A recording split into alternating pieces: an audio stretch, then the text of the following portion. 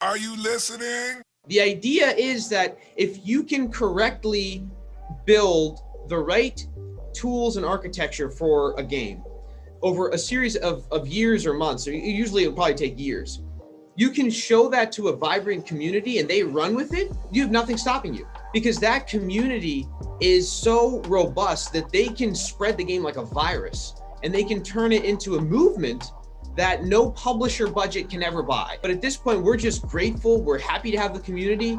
And we think that good, strong teams that build games around communities and crowdfunding have the opportunity to disrupt the entire industry. Skyclimbers is the latest game from developer Paratope that has set the crowdfunding world on fire. By bucking the traditional norm of the video game industry, developer Paratope has found themselves surrounded by a supportive community whose desire to see this game become a reality has captured the attention of major platforms and publishers. On today's show, we sit down with Justin from Paratope to discuss their upcoming game Skyclimbers, the future of the video game industry, and the pressures of fulfilling a successful Kickstarter campaign. So sit back, relax, and join us for a conversation with Skyclimbers.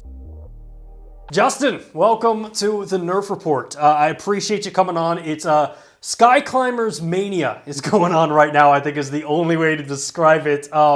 So thank you for joining us here on the Nerf Report this week. It's my pleasure, Brian. It's been a lot of fun and looking forward to the interview. You have a very exciting game. From someone who isn't aware of, what Skyclimbers is, what's your pitch? How do you describe the game?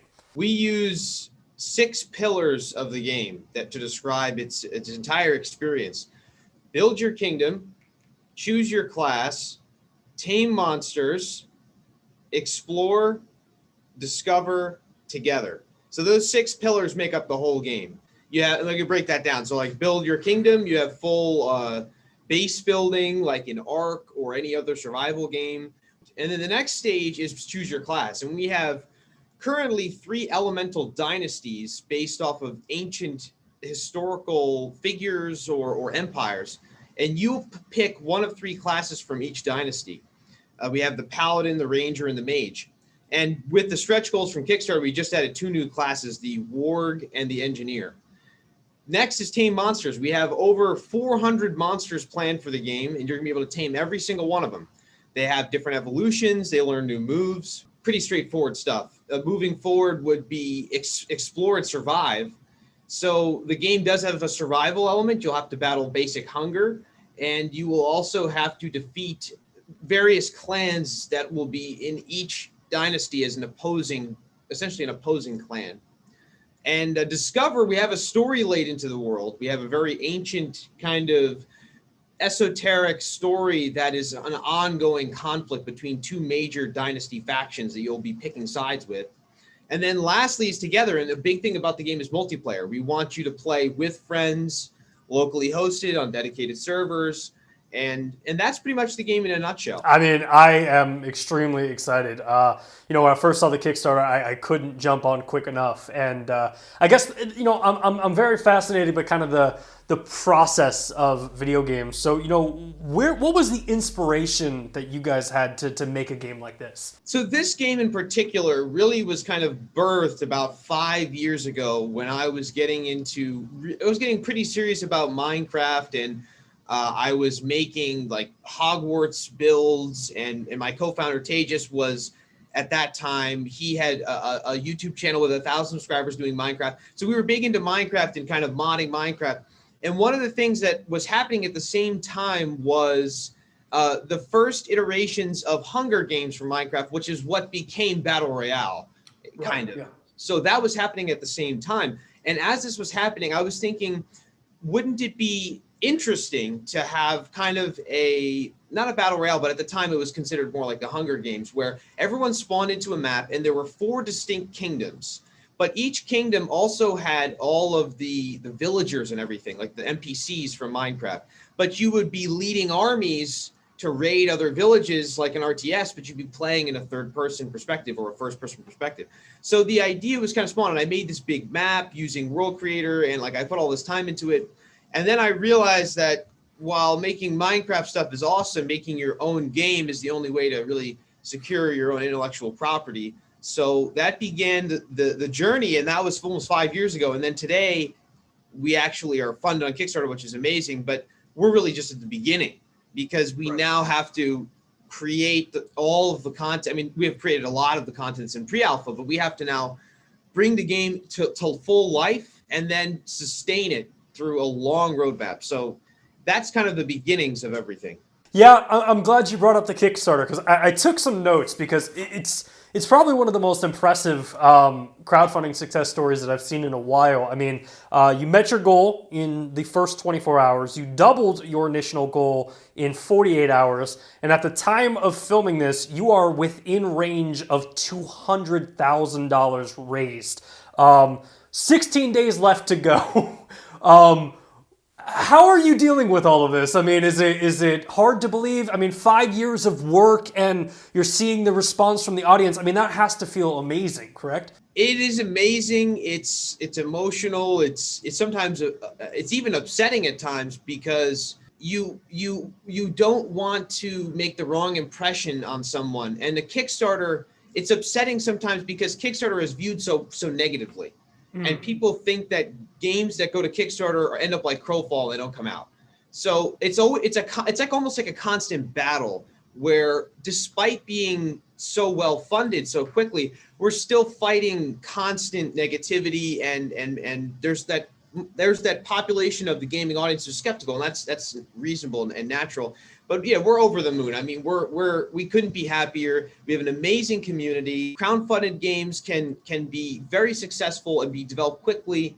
So it's been an amazing experience, honestly. Yeah, I mean, I think just from looking at it from the outside in, I mean, I've seen GeForce take interest in your game. Google Stadia has taken interest in your game. And then, correct me if I'm wrong, a Nintendo blog site was covering your guys' game. So you're kind of getting coverage from almost every major area. Is there one side that seems to be kind of more hyped than the other, or what are you seeing on your end? So that was a good point. And also we did get also an in-mail from Nintendo because we had gone through their basic application process, but they actually reached out to us for the Switch. So we have the GeForce Now partnership that we're hoping to seal soon, being on GeForce Now. That's not confirmed yet. Google Stadia, I can't say exactly, but I can say it's very exciting, and I think that there's going to be a lot of good things coming from the Makers Program and Google Stadia, but I cannot say exactly as I'll get in trouble. Those darn contracts. Yes, soon those doors will be open. We'll be able to talk about that, but I would say that overall, we've received the most love and just general positivity from Team Stadia, and a lot of console players, a lot of really optimistic console players.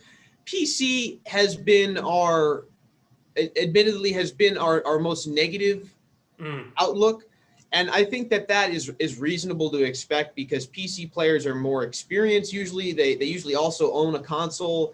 They're usually longer time gamers. They know that games like Star Citizen have not come out yet. They know that games like Crowfall have not come out yet. So anytime they see Kickstarter, small team, ambitious goals, they just say, okay, yep, I'm going the other way. And we can't really do anything other than show gameplay. And that's why we are very aggressively going to be showing a lot of gameplay really soon so that people who are skeptical, we can say, hey man, look, I get it, you're skeptical. Just watch the 10-minute gameplay. It's uncut. We didn't script it. Just watch that, then come talk to us. Well, and it's interesting that you bring that up because, at least from, my perspective, with all of these big studios getting bought up and brought into kind of like development houses, really, I genuinely think the route that you guys are going is going to become a new norm for indie developers. Because as funding dries up, and I don't want to say that this is absolutely going to happen, but I could see a day where a PlayStation or an Xbox say, hey, we have all the content we need, just bring your game when it's done, and they're not putting money out there to fund things, so you, as a developer, have to go the Kickstarter route. So, in a lot of ways, I think you guys are, ahead of your time, and I think this is going to become extremely common in our industry, if you will. Excellent point, Brian. I couldn't agree more because you're seeing a couple of things happen right now. First, games are becoming devalued. They're much easier to make than they were 10 years ago, much easier to make than they were 3 years ago. So now, essentially, a publisher like, let's say, Sony, they now have who knows how many indie games submitted to them every month, every day, every year. So their incentive now to publish a game is essentially, does it already have an established audience and market validation? That's what Kickstarter provides. And that's why our goal was only 25,000, because with 25,000, we could achieve that. We could achieve a small but strong and vibrant community. We could achieve market validation by showing people believed in the product. And then lastly, we could also show that just in a general sense, the game was viable. So that's kind of the new expected norm for an indie. And we kind of joke about it, but we do consider ourselves AAA, but we subtract the anti-consumer policies. That's kind of our mantra. And the idea is that if you can correctly build the right tools and architecture for a game over a series of years or months, or usually it'll probably take years, you can show that to a vibrant community and they run with it. You have nothing stopping you, because that community is so robust that they can spread the game like a virus, and they can turn it into a movement that no publisher budget can ever buy. And that's why we get publisher requests every day. We don't even respond to them, because we have held out for 5 years and turned down every opportunity for an investor, a publisher, or anything like that. So to make it to this point, it's like we made it. We have the community. We have some funding. We don't even need any more money at this point. Anything else is just going to help us even more. But at this point, we're just grateful. We're happy to have the community. And we think that good, strong teams that build games around communities and crowdfunding have the opportunity to disrupt the entire industry. Because let's be honest, like you said, AAA is buying up as many companies as possible and trying to create their own ecosystem and monopolies. I think also one thing that is a trend that I hope we can change, that doesn't continue, is developers coming to Kickstarter and not fulfilling their customers for 3 to 4 years. It just has to stop, because it makes it harder for every other developer to come in and do a Kickstarter. For example, by the end of this year, we want to be kind of washing our hands of Kickstarter, meaning that we've fulfilled almost all of the customers and backers and supporters, if not all of them. We've shipped the game publicly to PC, working on alpha for all other platforms, rolling out alpha into 2022 if necessary. But we don't want to linger for 2-3 years and have people saying, hey, this game kind of burnt me. You kind of hit on something important. I mean, you've been working on the game for 5 years now. I mean, would you say, excluding these stretch goals that just got hit, 75%, 80%? I mean, what are you looking at finished wise? Are you guys, so are you saying alpha at the end of the year, or what are you kind of targeting? Good question. So we're in pre-alpha round 1. We're ending round 1 soon. We'll start round 2, and there's 8 rounds of pre-alpha. A lot of the basics of the game, the procedural engine, what produces the whole game, the interaction with all the basic systems like mining, wood cutting, base building, basic survival, basic inventory, basic combat, networking support, all of these basic things that, like, mining in the game right now will be no different in 5 years. It's going to be the same technology. So, like, we have a lot of the basic game done. Now it's more so adding depth and progression to the systems and integrating more multiplayer. And I think that that's what games should be at when they enter a Kickstarter. They shouldn't be at like the unplayable prototype. Let's dive into the game a little bit more.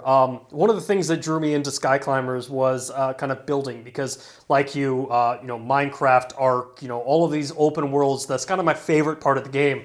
I want to break that down. Are the buildings pre-constructed, or can I throw a slab and then build a wall, or what type of customability are we looking at here? So we have both. We have a unique building system where you can not only build wall, slab, similar to Minecraft or Ark, but you can also build prefabricated buildings that build in stages. So like you place the building, you then have to use more resources and a tool to complete the building. And we did this specifically so that people could, like, for example, if you play Ark, a lot of the buildings end up just being boxes for basic survival players. So we wanted players to be able to build something really ornate and beautiful, and actually have something that is cohesive with the dynasty. Like, for example, the Draconians, this week is Draconian week, and the Draconians are based off of Northern Europe. So if someone wanted to build like an ornate castle, if you're not like inclined, you'll never do that just because you don't really have the time or energy. But if someone wants to, we have a whole prefabricated, beautiful castle you can just place and then build over time. You basically have to go back to it, bring more resources, and then the different constructual stages will be placed into the world. So we're kind of accommodating both players, the creative player who wants to build everything piece by piece, and then the casual player who wants something that looks really good, but they don't want to go and place every single piece. Now, within the city, you mentioned there'll be villagers as NPCs who I assume can essentially take material, build whatever you're wanting, and you can kind of go through them like a Minecraft villager as well. Can you expand on that a little bit? Yes, good question. So this is why we also use the term city builder as the primary subgenre of the game, because really the end game is more of like Civ, where you're just looking at UI and being like, oh, I have this amount of resources, I have this many villagers, I have this much output and trading. So it starts out more of as a survival third-person action RPG, and then the late game transitions more into like an RTS or like a long-term strategy game. And the way that this works is that once you build houses like any kingdom builder, you then have villagers spawn. So those villagers that spawn can be assigned to any role, and there's no crafting in the game. So the only crafting system you could say is cooking and brewing, like in Breath of the Wild, where you can cook certain concoctions that give you different stamina and health rewards. But the actual crafting is done by the villagers. So when you build up your first base, you start with a multi-tool. Once you've chiseled down enough tree and stone to build a house and a base, you'll start spawning villagers, and you can assign those villagers to some basic roles. You have a lumberjack, you have a miner, you have a farmer, you have barracks, soldiers that will defend your village. So once you get to the let's say 4-hour point, you basically have a bustling village. You've got all these different villagers doing these different roles, and that frees you up to go and explore, because the game is procedurally generated. So we want to encourage you to kind of automate the survival loop and then go and explore. So you mentioned that villagers will begin to spawn, and then you can kind of have soldiers to defend your village. Is Skyclimbers going to be PvE, PvP? Can other people come in and attack my village, or what am I looking at? PvE is the primary focus of development right now, and will remain that way until we have deployed most of the game features. So the way that will work is you will be playing in a single player or locally hosted co-op instance, kind of like Valheim. So in Valheim or the Forest, you don't connect to a dedicated server. Your friend is hosting and you're joining them. So you'll only have people join if you invite them or they invite you, or you have like an open lobby, for example. And in that example, you will not be getting raided by other players, but there will always be an opposing hostile clan. So we call them, in the case of the Draconians, the Yagi. They're like the goat men. You've seen them in some of the promotional images. And what they'll do is they'll build opposing bases and they'll try to raid you. They kind of act like pillagers in Minecraft. That is how we structured the RTS conflict for PvE. Now in PvP, things change, because in PvP, we're going to allow you to not only play on those locally hosted instances of up to, right now, 3 to 5 players. We're looking to expand that. But eventually we'll also have dedicated servers, which we want to have about 48 players. And these will be PvE or PvP, but I think the emphasis is probably going to be on PvP. And that will include dedicated game modes like Domination, for example, where 2 teams go up against each other and they're trying to hold points of the map, and strongholds with units, like battalions of units. And then we'll also have a PvP open world territory wars, where you'll have like a galactic map and you'll have all these different territories, and there'll be live battles and sieges. You hit on something kind of that I'm interested in, where you could bring your friends into your game. So let's just say one friend, we'll call him Zach, is playing on his side, and he decides he wants to join me.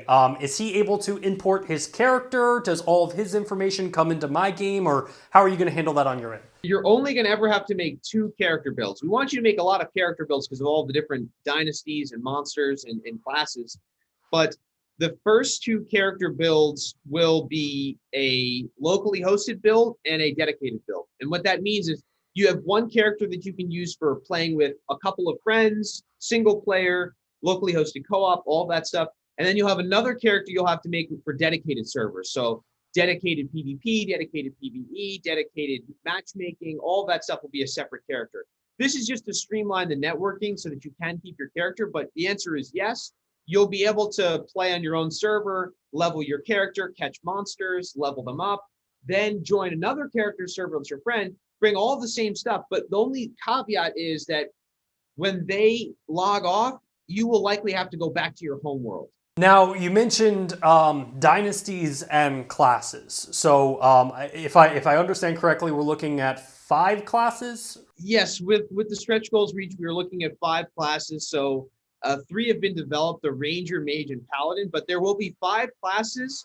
And if we reach the next stretch goal of 250K, there will be 4 elemental dynasties. So that's 20 available options when you start the game for your character. And each dynasty then also has its own building style and different material that can kind of create your own city as well. That's correct. So every dynasty is based off of an ancient heritage. Currently, you have Draconian based off of Northern Europe and medieval times, Vikings, that kind of era. You have the Foryoku, which is based off ancient Japan, ancient China, and also Shaolin monks. Then you lastly have the Rakuhito, which are based off ancient Africa and sci-fi, which is very unique because very, very seldom do we get to see ancient Africa in games. So we try to pick unique dynasties, and this will influence what buildings you can make. So for example, if you are a Draconian mage, you only have access when you're on the Draconian continent, we'll call it, you only have access to those building elements. But if you then travel to the Rakuhito dynasty, we'll have a whole new set of blueprints that you can then attain and bring back to your dynasty and build. Essentially, you can spread your dynasty and your architecture around the game world. I mean, the more and more I'm hearing about this game, I'm absolutely falling in love with it. So it's going to be fantastic. And then we haven't even talked about taming yet. So if you don't mind, I'd kind of like to transition into that. So in Skyclimbers, there are monsters, and they are called, and correct me if I'm mispronouncing this, Sentius? That's correct, Sentius. Okay, perfect. So how many Sentius will be available at launch? Based on the first stretch goal, we're going to aim for 400. Wow. That's I'm trying to do the math together. That's like 3 generations of Pokemon right there. Well, let me also explain how this is done. Now, so every single Sentius is going to fall into one of 3 pre-developed categories for AI: a neutral, an aggro, or a passive. So essentially, every time a new Sentius is created, we're like, okay, is it an aggro, a passive, or a neutral? That means that the programming behaviors are already done for the most part. At that point, we're then looking at a unique rig for the animation, model, and texture. Now, I do live streams. I can complete a Sentius model and texture in about 2 to 4 hours. So I do that on Twitch. You guys can go and watch. There's nothing to hide there. So I can complete multiple a day in terms of model and texture. So what we do also do is once we've established a rig, we've created a rig, or we've hired someone to create a rig for us, or we've purchased a rig, wherever it is, once we have the animation data, we can then repurpose it. So for example, every horse can maintain a very persistent and almost identical root animation source. We can then modify it to accommodate the new Sentius, but we have something to start with. How are you guys handling the taming? I mean, is it something that, like Ark, you have to tranquilize, or is it like Pokemon where you got to throw something at it, or what are we looking at? The process for taming is you have what's called the Sentius Gauntlet. It's this kind of scientific looking device that you wear around your arm. And once you have this device, you'll aim it almost like a Gatling gun or like a beam of energy. And you'll have to fight the Sentius first in most cases to weaken them. But then you will use the Sentius Gauntlet to shoot a beam of energy and kind of target them for a long enough period of time. And then depending on the rating of your gauntlet, you'll be able to obtain them and keep them permanently. A couple days ago, you just released your Kickstarter launch trailer. There is a scene at the end of it where it seems like it's a massive battlefield with people sitting on pterodactyls and people sitting on zebras. What are we looking at there? Excellent question. So that is supposed to be a real gameplay scenario that can happen. So we're currently prototyping the player commanding battalions of units. So if you've ever seen a game like Conqueror's Blade or like Bannerlord, Mountain Blade Bannerlord, you are going to be able to command units in battle, and there will be conflicts at that scale where you have 50, 100 monsters and humanoids alike fighting each other. And in that battle scene specifically, you saw those kind of purple looking creatures, and those are called the Void, and that's the kind of antagonist of the game, and they infect the world. So every biome in Dynasty is going to be subject to Void infection, which will function kind of like a zombie infection. It will spawn randomly in the world. It will start destroying the crops or the trees and make it so you can't build there. And you'll have to go and defeat these Void enemies in that area. So at first, it will start out in small form as just single enemies, kind of like zombies at night in Minecraft. And the Void will also spawn at night. So it'll spawn like in higher quantity at night. And eventually you will have these larger scale battles where there may be a large force of Void, and you'll be running at them with your forces of whatever dynasty you chose. Well, Justin, I am 100% sold on this game, and I genuinely wish you and your entire team all the success in the world. And actually, I just looked. You guys just hit $200,000 on your Kickstarter. Congratulations. What's going on in your mind?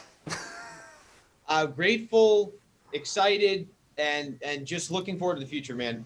I know I keep repeating myself here, but I cannot wait to play your game. And if you're watching this and interested in supporting Skyclimbers, please head into the description down below where we have linked their Kickstarter. Plenty of time to support this game. If you've already supported it, create a second account, support it again, buy a second copy for a friend. Anyway, until next time, thank you so much for watching. My name is Bryant, and this has been the Nerf Report. Hey, thanks again for checking out our channel. If you like what you saw and you want to see more content just like it, which who wouldn't, hit the subscribe button right there. And while you're down there, hit the like button. Maybe even consider becoming a Nerf Report best friend, just like the people listed down below did. In fact, don't you want to see your name there? I know I do.